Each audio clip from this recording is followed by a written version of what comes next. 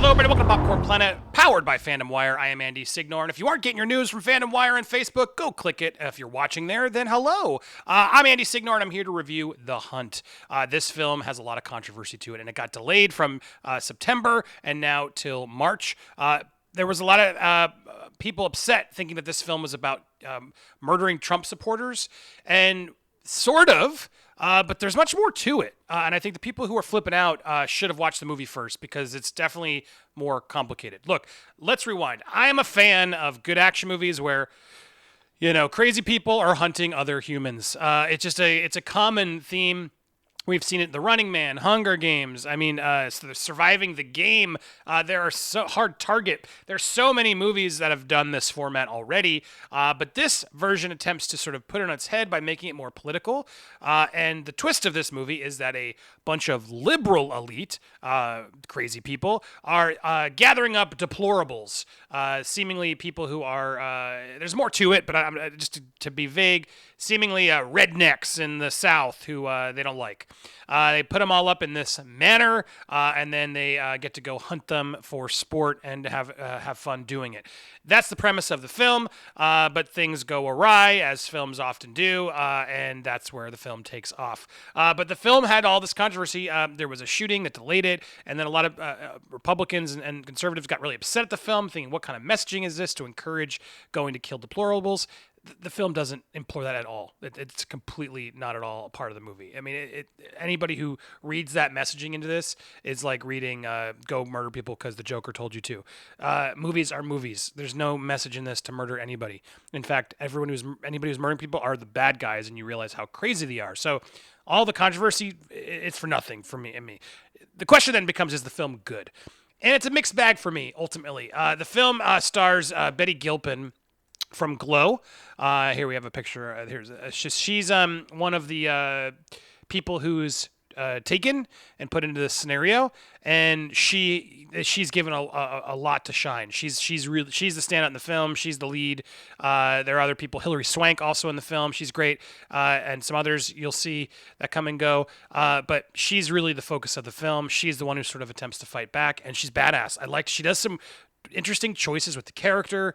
I enjoyed it. We learn more about her in her background. She's sort of mysterious, but then we get a little bit more to it.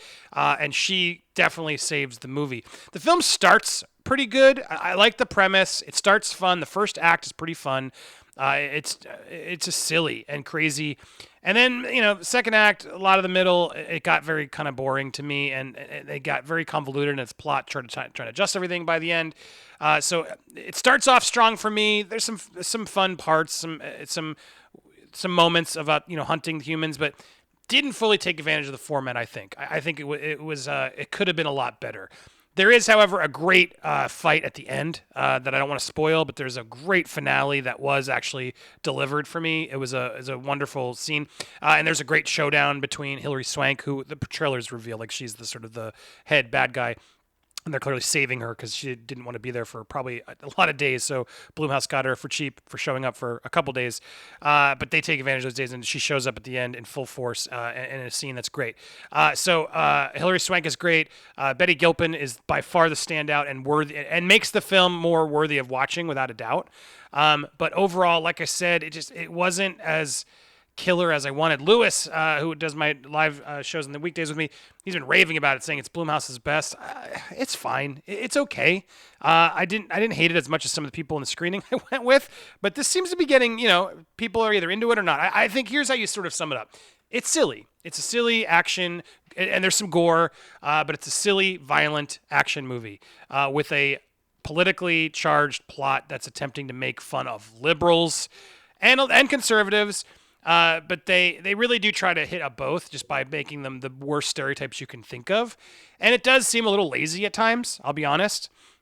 And it's written by Damon Lindelof, who's pretty known, I feel like, around town as being a pretty big liberal. So again, they do this thing of like, okay, we made the liberals the bad guys and the conservatives are the ones that they're the victims, so it's okay.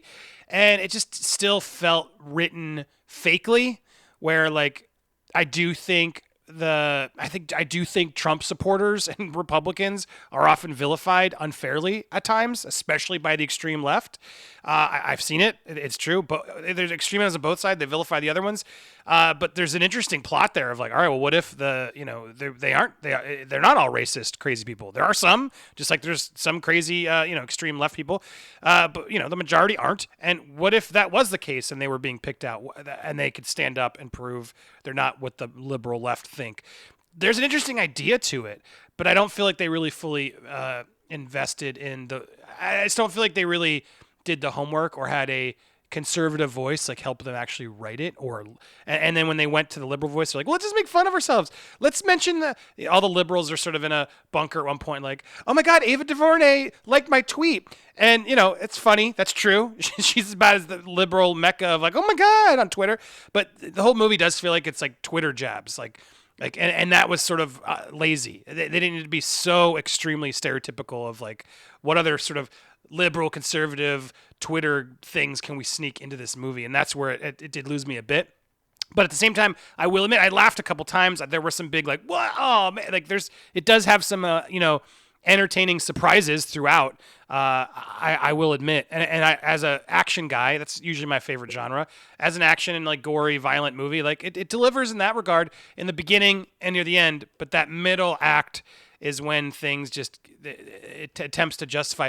Look, I just wanted the movie to be about them going on a hunt, getting killed, someone stands up and fights. But I feel like it would have been more interesting to have see multiple versions of it until someone stood up, and they don't. Like that was a missed opportunity in my eyes, and instead we get this one version of the hunt, and then a convoluted sort of justification as to why it's there, and then how to get the revenge on it. And I just wanted to watch the hunt. That's what I thought the movie was going to be more about. It's like The Purge, right? It's another Blumhouse movie. Like I don't really care about why The Purge is happening. You told me what it is. All right, I'm sold on that concept. That's a crazy, weird concept. I don't know how the hell that would have ever happened, but all right, one day a year, everyone can murder everybody just to sort of clear out the population and level it out.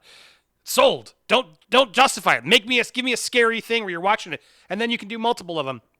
Where that's what I sort of expected of the hunt version. Like, all right, we're on some crazy island. We're going political. We're going to go gory. Let's have the hunt. And sadly, again, I'm not really trying to, or I don't think I am spoiling anything.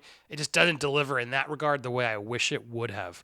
And I do, again, I'm saying that I just don't think the script is strong enough. It didn't have a legit conservative or it didn't have a legit conservative voice, I don't think, and then it overcompensated their liberalism of like, well, we got to make fun of ourselves, so let's throw this in, and oh yeah, well, we can do this too, and well, I don't make fun of this, and it just felt fake. It didn't feel real, and I think there's a lot of real contention there that could have been milked into a better, more intense, and still fun movie that the opportunity was sadly missed. So mixed bag for me on Blumhouse's The Hunt.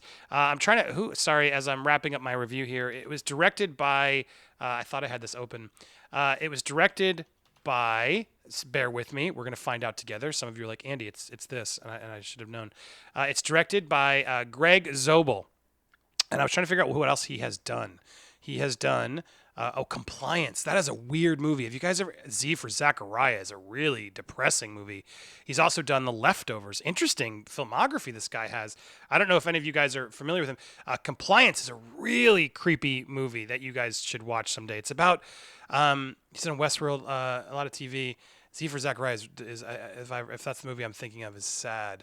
But Compliance is just disturbing. Compliance is about this movie about a guy who calls into the McDonald's and gets the boss of McDonald's to force a strip search on one of the employees there and do things. It's a true story. You watch that movie and you're like, what the hell is this stupid? Who would have ever done this? And it's a true story. Compliance is messed up, and Pat Healy gives a really strong performance in that one. So does the lead actress. I forget her name. But anyway, I didn't know that. That is a movie not a lot of people saw, and a better movie. But this one not as good. But he did Leftovers. He's done some stuff for Westworld. He did an episode.